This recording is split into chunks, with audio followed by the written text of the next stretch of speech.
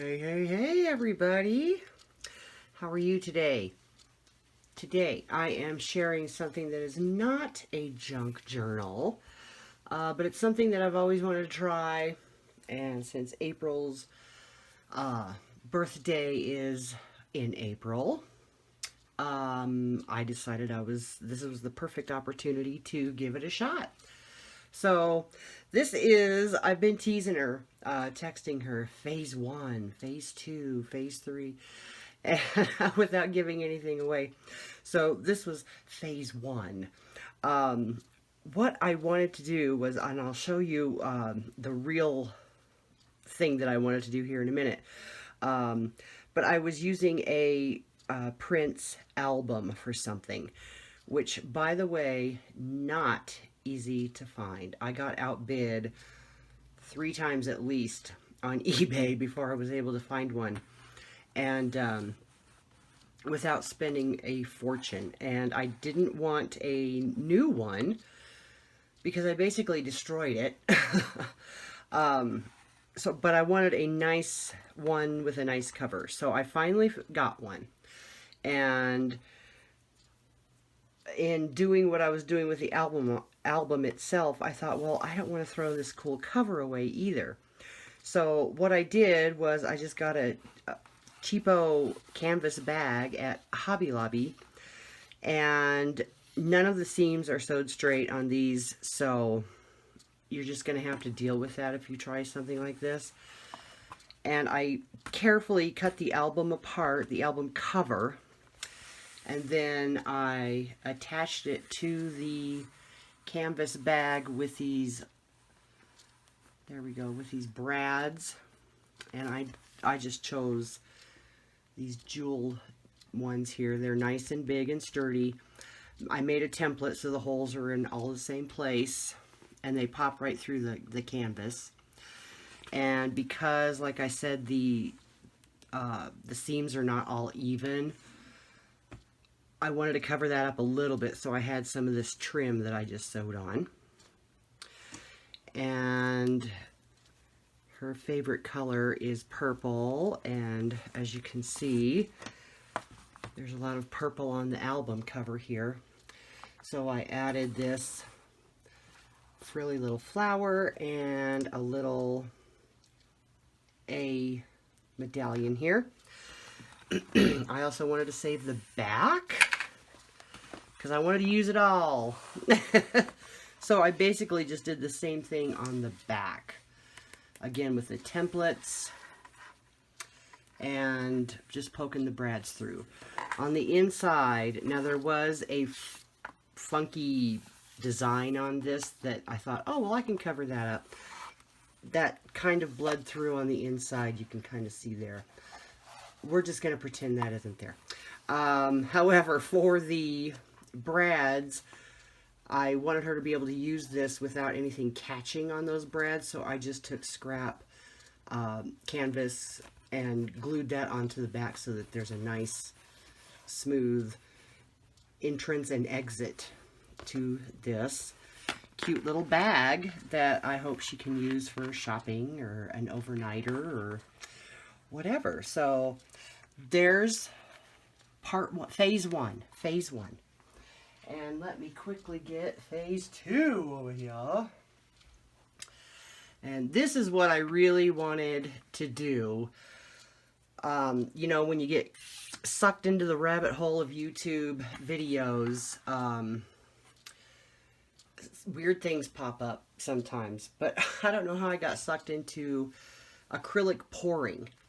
But I did, and I've been watching some of these videos off and on for about a year, and I thought, gosh, that just looks like so much fun.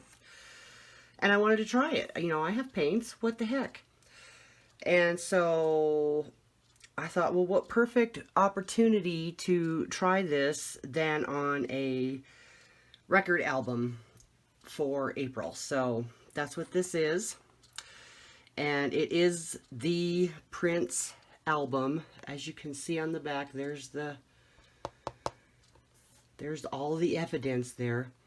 And I'll just tell you quickly what I did, just in case if there's an easier way to do it. Please let me know.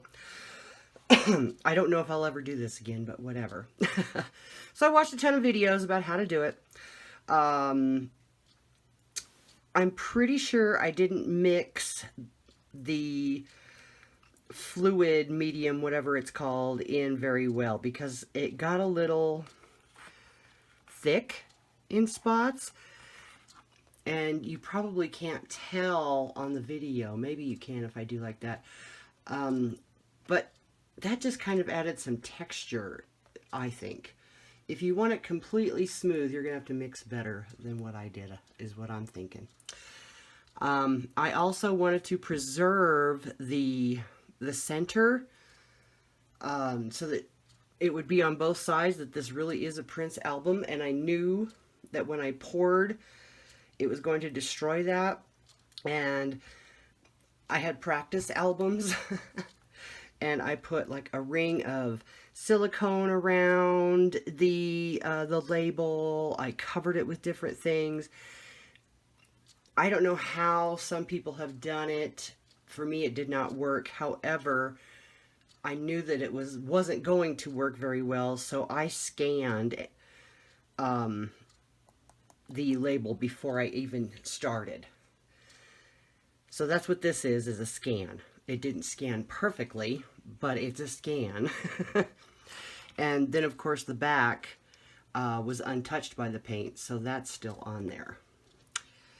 And then just to kind of even it out, I cut another circle, just about a 1/4 of an inch larger, and that kind of echoes this part here on the album. And then I stole one of G's clock kits, and I painted the hands raspberry, because, you know, raspberry beret, or they could be red for Little Red Corvette. But I did want them a contrasting color. And so that's what I did there. And the battery is not in it right now, but it does work. And it will hang up on the wall.